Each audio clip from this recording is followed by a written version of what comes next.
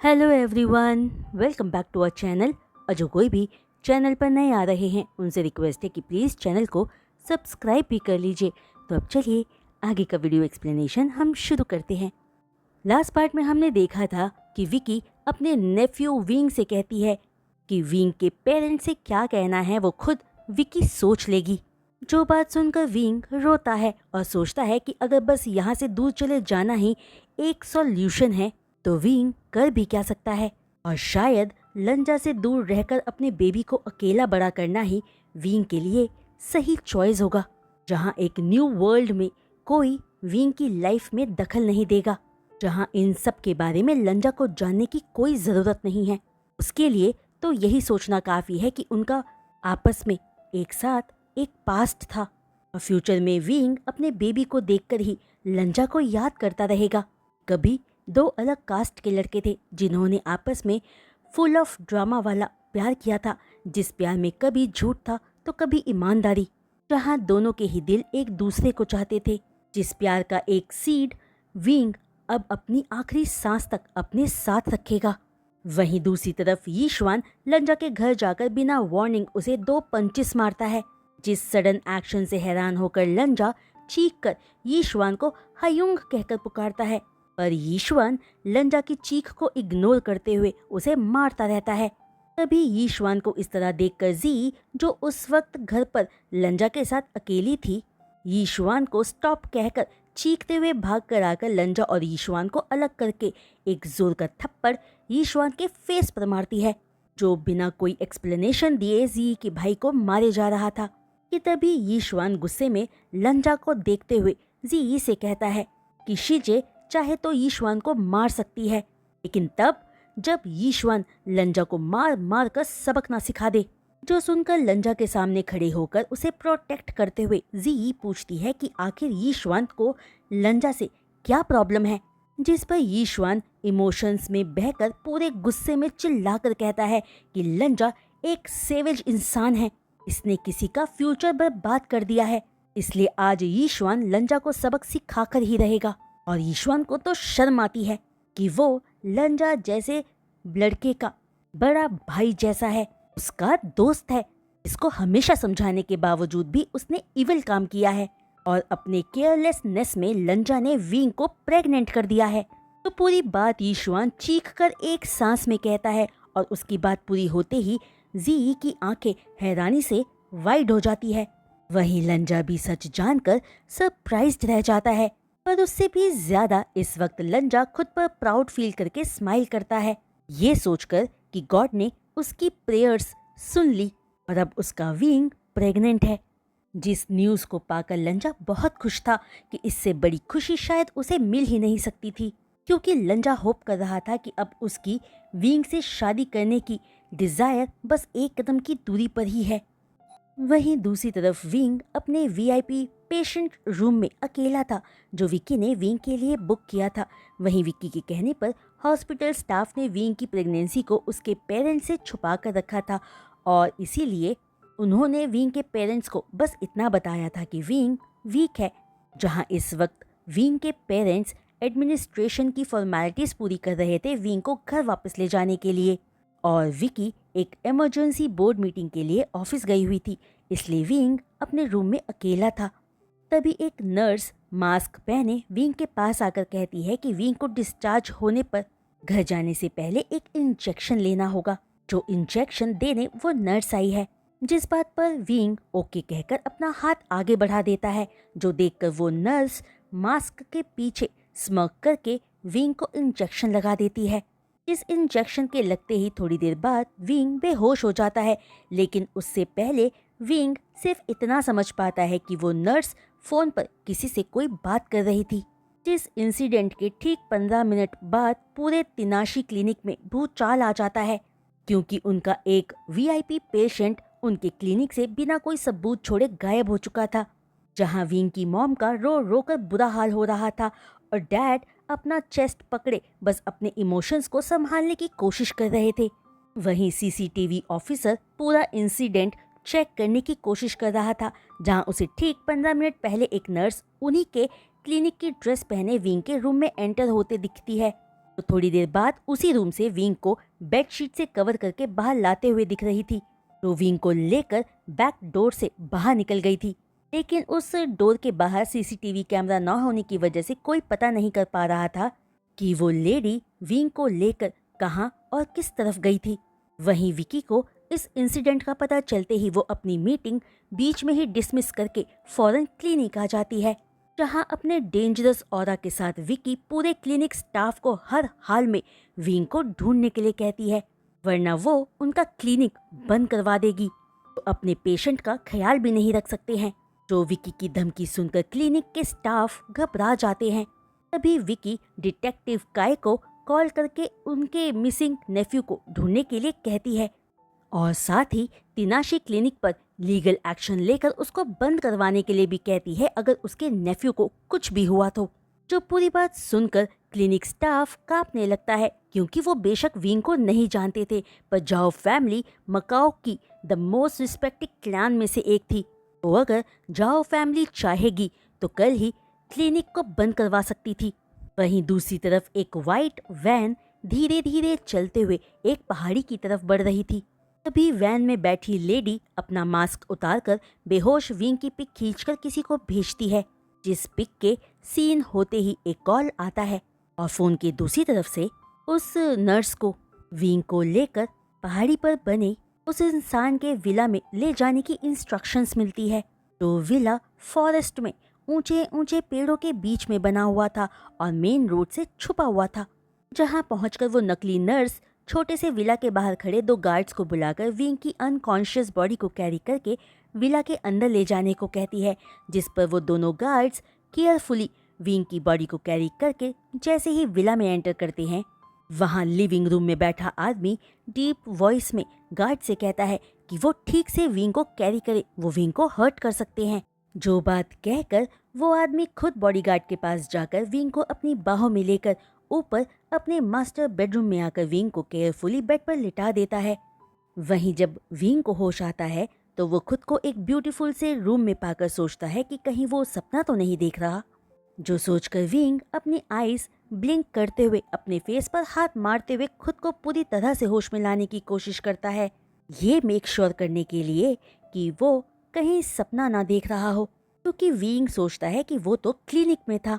तो इस वक्त वो अचानक एक स्ट्रेंज रूम में कहाँ से आ गया कि तभी बेडरूम का डोर ओपन होते ही अपने सामने खड़े इंसान को देखकर विंग उछलकर बेड पर उठकर बैठकर बुरी तरह से घबराकर कांपती आवाज में कहता है, लंजा।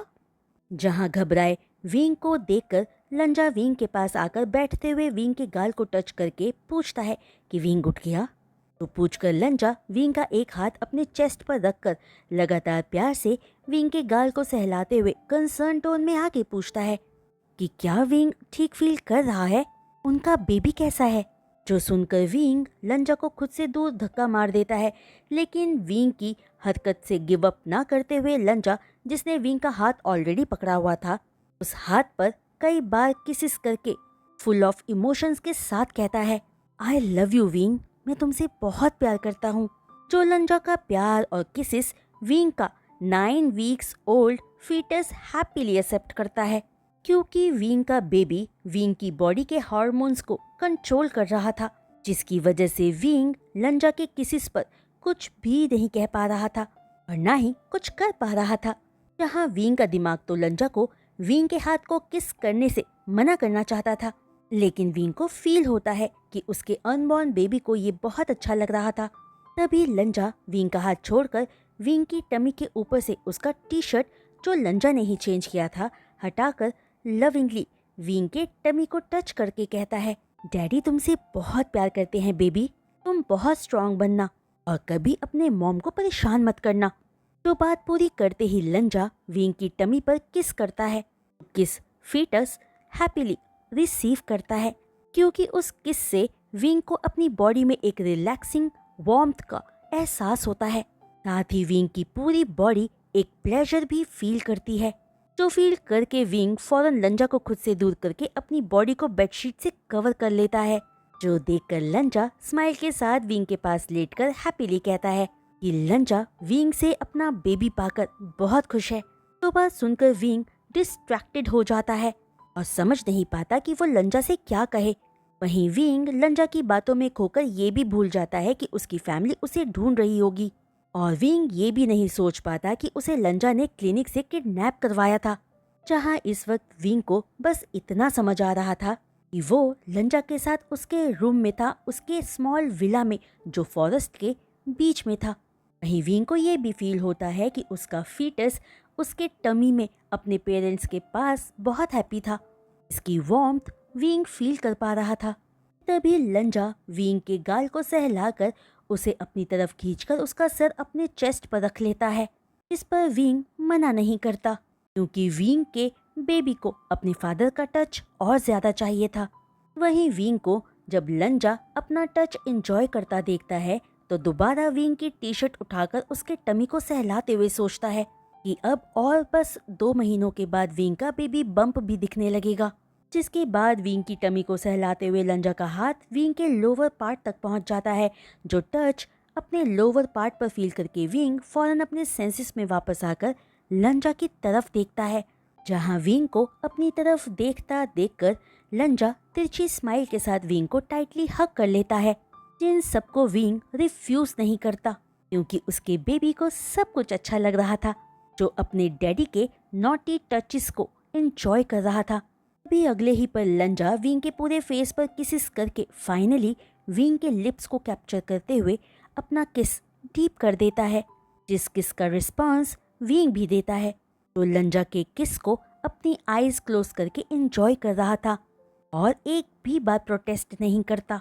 वहीं अगले ही पल लंजा का किस बहुत ही जेंटल और फुल ऑफ लव से भर जाता है। जहां अपने एक लॉन्ग सेटिस्फैक्टरी किस के बाद लंजा खुद पर कंट्रोल नहीं रख पाता क्योंकि विंग बहुत क्यूट, इनोसेंट और टेम्पटिंग दिख रहा था। वहीं विंग भी लंजा को किसी भी एक्शंस के लिए रिफ्यूज नहीं कर रहा था।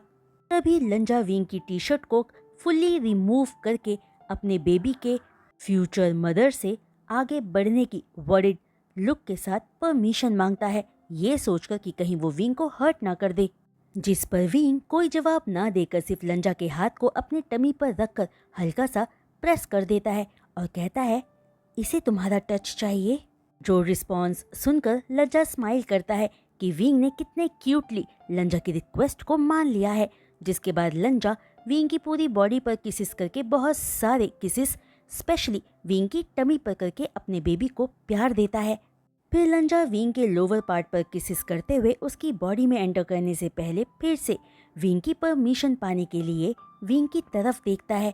जिस पर विंग अपने हार्मोन्स के कंट्रोल में आकर लविंगली अपना सिर हाँ में हिलाकर कहता है कि लंजा वो सब कुछ कर सकता है जो उनका बेबी चाहता है। तो बात सुनकर लंजा स्माइल करता है, ये सोचकर कि विंग बहुत अच्छे बहाने बनाने लगा है, तो अपने बेबी का सहारा लेकर लंजा के टच को फील करना चाहता है। तभी लंजा दोबारा पूछता है कि क्या डॉक्टर ने विंग को इसकी परमिशन दी है। जिस पर विंग जो अपने लस्ट और प्लेजर में पूरी तरह से खोया हुआ था, वो हाँ में अपना सिर हिला देता है। जिसके बाद तो बस उस रूम में स्किन स्लैपिंग और दोनों की ही मॉर्निंग साउंड्स गूंजने लगती है, जहाँ विंग ज्यादा और ज्यादा की डिमांड किए जा रहा था और लंजा अपने हॉर्नी वाइफ के डिमांड को पूरा किए जा रहा था। जिस लॉन्ग और सेटिस्फैक्टरी लव मेकिंग सेशन के बाद लंजा विंग के पास लेटकर विंग को हग करके कहता है, आई लव यू विंग। जिस पर विंग भी लंजा को देखकर उसके फोरहेड पर किस करके कहता है, I love you too mister Lan. वहीं इस वक्त विकी वाइड आइज के साथ अपने नेफ्यू की तरफ देखती है, जो बीते दिन क्लिनिक से गायब हो गया था और अभी विकी के सामने खड़ा था। तो इस वक्त दिखने में मच बेटर दिख रहा था, जहां विंग का फेस पेल नहीं बल्कि पिंकिश दिख रहा था। चेहरे की खुशी उसके स्माइल से साफ पता चल रही थी। इसका फेस इस वक्त बहुत अच्छे से ग्लो कर रहा था। वहीं अपने इन्वेस्टिगेशन से विकी ने ऑलरेडी पता लगा लिया था कि विंग को लंजा ने किडनैप करवाया था, जिसे अपने गार्ड्स के साथ विकी बस पकड़ने के लिए जाने ही वाली थी कि उससे पहले ही खुद लंजा विकी के सामने विंग का हाथ पकड़े सरेंडर करने आ चुका था। जिसे देखते ही विकी अपने गार्ड्स से लंजा को पकड़कर वेयरहाउस ले जाकर मारने का ऑर्डर देती है, लेकिन इससे पहले कि गार्ड्स लंजा के पास आ पाते, इससे पहले ही विंग लंजा के सामने एक शील्ड बनकर खड़ा हो जाता है। प्लीडिंग टोन में अपनी आंटी से कहता है कि वो प्लीज लंजा को हर्ट ना करे, क्योंकि अपने डैड को हर्ट देखकर विंग का बेबी सैड हो जाएगा। जो बात सुनते ही विकी का गुस्सा फौरन दूर चला जाता है, क्योंकि जाने अनजाने विंग का अनबॉर्न बेबी विकी की वीकनेस बन गया था। इसके अगले ही पल विकी विंग को हक करके कहती है कि विंग की आंटी को उसकी बहुत फिक्र हो रही थी, जो कहकर विकी विंग के फोरहेड पर किस करती है। जहाँ अपनी आंटी के प्यार को देखकर विंग की आंखों में आंसू आ जाते हैं और वो अपनी आंटी से कुछ कहना चाहता था पर कह नहीं पाता। वहीं विंग के पीछे खड़ा लंजा बस विंग की बैक को देखता रहता है, जो अपनी आंटी की बाहों में रोए जा रहा था। वहीं लंजा अपना फैसला ऑलरेडी अपने विला में ले चुका था कि अब चाहे जो कुछ भी हो जाए लंजा विंग से ही शादी करके रहेगा। तभी अचानक लंजा का शोल्डर पकड़कर उसे अपनी तरफ घुमाकर मिसिस वे एक जोरदार थप्पड़ लंजा के फेस पर मारती है और चीख कर पूछती है कि आखिर लंजा की हिम्मत कैसे हुई उसके बेटे को किडनैप करने की। जहाँ लंजा बस सिर झुकाए खामोश खड़ा रहता है और सोचता है कि अगर आज विंग की फैमिली उसे मार भी डाले तो लंजा को कोई परवाह नहीं है। उसे तो बस अपने अनबॉर्न बेबी और विंग की फिक्र है कि वो दोनों ठीक से रहने चाहिए और उसके बेबी को सेफली बॉर्न होना चाहिए, तो बड़ा होकर याद करे कि लंजा उसका फादर था। तभी रोते हुए मिसिस वे लंजा के चेस्ट पर हिट करते हुए फ्यूरियसली आगे कहती है, तुम रिच लोग कितने डेविल्स हो।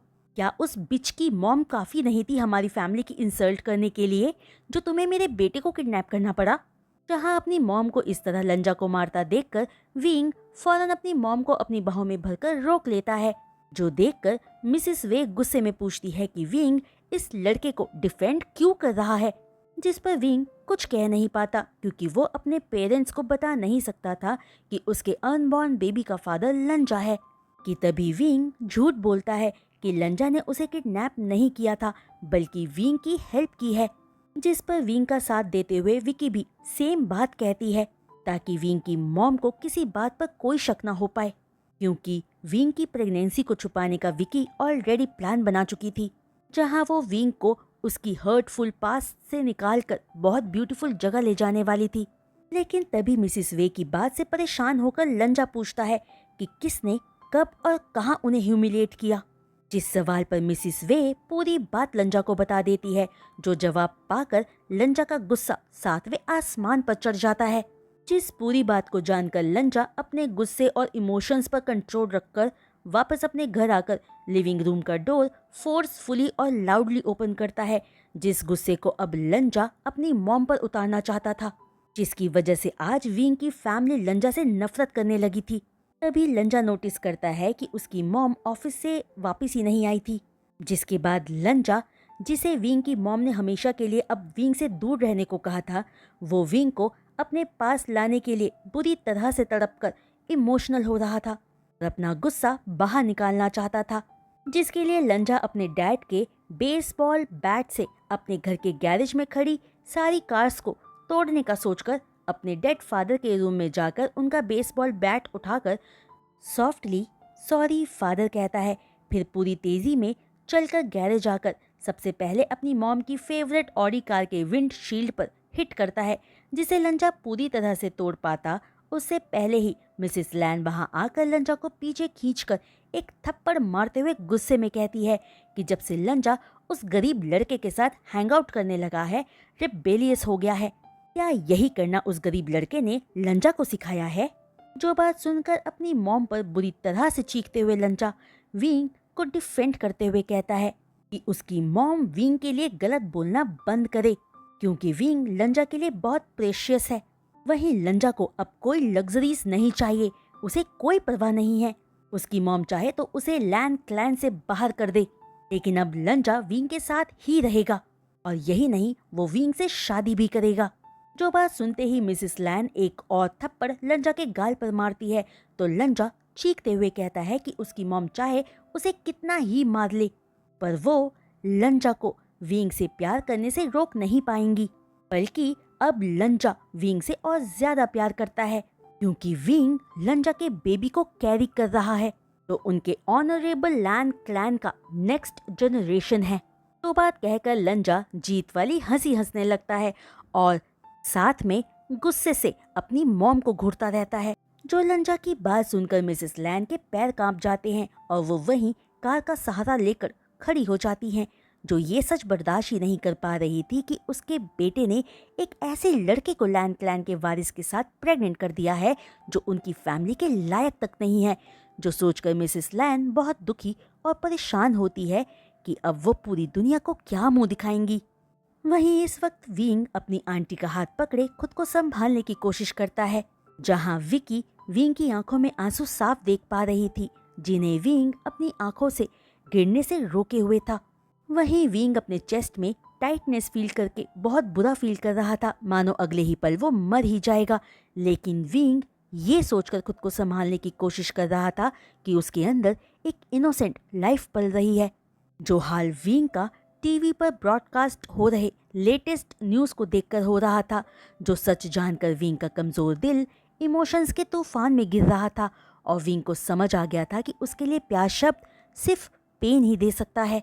तभी विकी विंग का हाथ पकड़कर पूछती है कि वो और विंग 2 दिनों के बाद गोवा चल रहे हैं ना, जिस पर विंग फौरन कोई जवाब नहीं देता और टीवी पर लैन और चैंग फैमिलीज के बच्चों की होने वाली एंगेजमेंट के न्यूज़ का लाइव ब्रॉडकास्ट देखकर सोचता है कि उसका यहाँ से चले जाना ही सही है।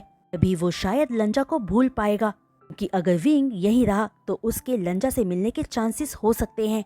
वहीं दूसरी तरफ लंजा अपनी शर्ट को टाइटली स्क्वीज करके मन ही मन रोए जा रहा था, क्योंकि वो सिर्फ विंग के साथ ही रहना चाहता था, उस लड़की के साथ नहीं जिसने लंजा को फंसाया था। जहाँ लंजा अपनी सारी रिस्पॉन्सिबिलिटीज से भागकर चले जाना चाहता था, चाहे फिर उसे पूरी लाइफ बस एक पुअर आदमी बनकर ही क्यों न रहना पड़े, लेकिन तब वो अपने विंग और फ्यूचर बेबी के साथ तो रह पाएगा।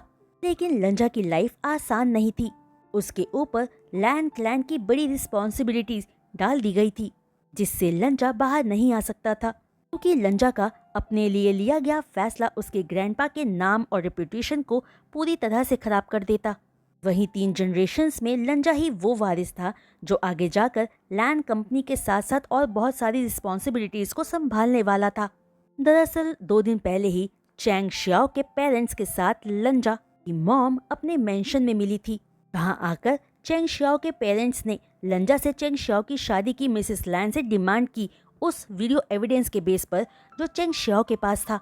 वहीं चैंग शियाओ ने सीक्रेटली लंजा को भी धमकी दी थी कि अगर लंजा ने शादी से मना किया तो वो उनकी वीडियो वायरल कर देगी। इस धमकी ने भी लंजा के फैसले को जो उसने विंग के लिए लिया था उसे नहीं बदल पाया था, और ना ही लंजा का फैसला उसकी मॉम की 1000 रिक्वेस्ट से बदला था। जहां लंजा सिर्फ एक बात से ही डर रहा था कि अगर विंग को वीडियो का पता लगा तो उसे हर्ट होगा, तो न्यूज़ इस हालत में विंग के लिए क्रिटिकल हो सकता था। इसलिए लंजा ने अपने विंग और अनबॉर्न बेबी के लिए अपनी फैमिली और चैंग शियाओ से फाइट करने का डिसाइड कर लिया था। लेकिन नेक्स्ट डे लंजा के ग्रैंडपा कोरिया से चाइना लंजा से मिलने आए थे, जिन्हें चैंग शियाओ की फैमिली की दी धमकी का पता चला था। वहीं लैन चिरैन जो लंजा के रोल मॉडल थे, उन्होंने लंजा को स्टडी में बात करने के लिए बुलाया था, जो एक वाइस रूलर और लीडर थे, जिनमें हर सिचुएशंस और बिजनेस को हैंडल करने का बहुत अलग और रेयर तरीका था, जो कोरिया में रहकर ही अपने बिजनेस पर पूरा ध्यान रखते थे, जिनकी new construction company rapidly grow कर रही थी और वो ऑलमोस्ट सभी बड़े लैंड ओनर से उनकी लैंड्स लेने में कामयाब हो गए थे। बस एशिया की एक बड़ी फैमिली थी जो लैंड ग्रुप के साथ काम नहीं करना चाहती थी। तो फैमिली खुद तो एक रिमोट एरिया में रहती थी, पर उस सिटी का 90% लैंड उनके पास था। वहाँ सब उस फैमिली के लीडर को लैंडलॉर्ड कहते थे, जिसकी सब रिस्पेक्ट करते थे और जिनकी अथॉरिटी और वेल्थ लैन चिरैन के बराबर थी। वहीं वो फैमिली फर्मली लैंड ग्रुप के प्रपोजल को लगातार मना कर चुकी थी, क्योंकि वो अपनी लैंड पर लैंड ग्रुप का बिजनेस नहीं चाहती थी। जहाँ अपने स्टडी में बैठकर लैन चिरैन लंजा को समझाकर मनाते हैं कि वो उनके बिजनेस पार्टनर की बेटी से शादी कर ले, उनके बिजनेस रिलेशनशिप की खातिर। तो बात सुनकर लंजा डिलेमा में आ जाता है कि वो किसको चुने, विंग या लैन क्लैन। जिस सिचुएशन में लंजा रिग्रेट फील कर रहा था कि वो इतनी रिच फैमिली से है, जिस पर पूरे लैन क्लैन की रिस्पॉन्सिबिलिटी थी, कि तभी लंजा का हाल देखकर लैन चिरैन लंजा का हाथ पकड़कर प्यार से कहता है कि लैन, एम्पायर उनके पूर्वजों ने बड़ी मुश्किल से खड़ा किया है, जिसको बनाए रखने के लिए आज तक सबने बहुत कुछ सैक्रिफाइसेस किए हैं। और ये लंजा चिरैन या उसकी मॉम के लिए नहीं है, बल्कि लैन क्लैन के नाम को बनाए रखने के लिए है, जिसके लिए उसके ग्रैंडपा लंजा को चेंग शियाओ से शादी करने के लिए बोल रहे हैं। जो बात सुनकर लंजा का दिल बैठ जाता है और आंसू उसकी आंखों से बह जाते हैं, क्योंकि चाहे लंजा कोई भी फैसला लेता, वो खुद को हर हाल में हर्ट करता, चाहे वो विंग को हर्ट करके होता या फिर अपने लैन क्लैन के नाम को। जहाँ लंजा को रोता देखकर लैन चिरैन लंजा को अपनी तरफ देखने का कहकर आगे कहता है, ग्रैंडपा अपने ग्रैंडसन से वादा करते हैं कि ये तो बस एक शुरुआत है। मैं अपने लंजा की खुशी के लिए कुछ भी करूँगा, पर इस वक्त मैं चाहता हूँ कि तुम मेरे गेम में मेरा साथ दो। बेशक मैं आज हार मानकर दूसरों की बात मान रहा हूँ, लेकिन वक्त बताएगा कि जंग के इस मैदान में आखिर में कौन खड़ा होकर हंसेगा। तो बात सुनकर लंजा अपने ग्रैंडपा को हक करके बहुत रोता है। जहाँ लंजा इतना अपने डैड की डेथ के बाद आज रोया था। जो सारी बातें सुनकर लंजा रियलाइज करता है कि उसे लगा था कि अपने डैड को खोने से ज्यादा सैड मोमेंट लंजा के लिए क्या ही हो सकता है, पर इस वक्त लंजा उस दुख से भी ज्यादा दुख फील कर रहा था। पर लंजा को अपने ग्रैंडपा पर यकीन था कि जो उन्होंने कहा है वो करके ही रहेंगे।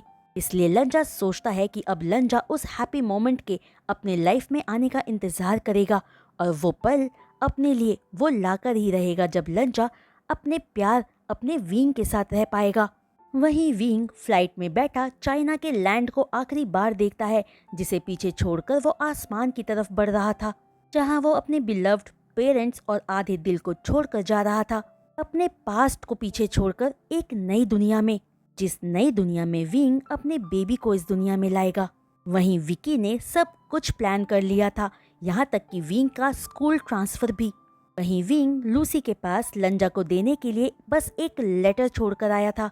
वो उसे तब लंजा को देने को कहा था जब नेक्स्ट वीक उनकी एंगेजमेंट होगी। तभी विंग अपनी आईज क्लोज करके अपनी टमी को होल्ड करके सोचता है कि वो बस अब अपने बेबी के लिए ही जिएगा। जहाँ विंग को इमोशनल पाकर विकी विंग को अपनी बाहों में होल्ड कर लेती है और प्यार से कहती है कि विंग वक्त को अब सब कुछ डिसाइड करने दे, क्योंकि गॉड को पता है कि विंग के लिए क्या बेस्ट है। बस विंग को गॉड और खुद पर भरोसा रखना होगा। जहाँ आगे विंग का न्यू फ्यूचर और जगह इंतजार कर रहा है।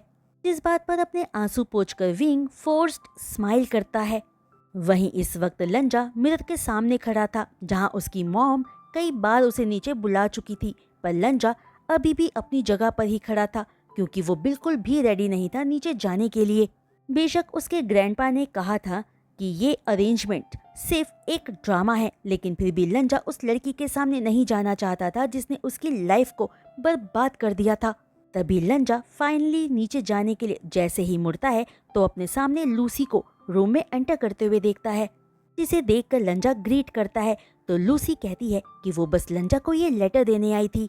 जो कहकर लूसी वहां से चली जाती है और लंजा नीचे ना जाकर फौरन रूम को लॉक करके लेटर को ओपन करता है, जिस पिंक पेपर पर लंजा विंग का स्माइली फेस टीयरी आइज के साथ इमेजिन करते हुए विंग की सेंट को फील करने की कोशिश करता है, जिसके लिए लंजा तड़प रहा था।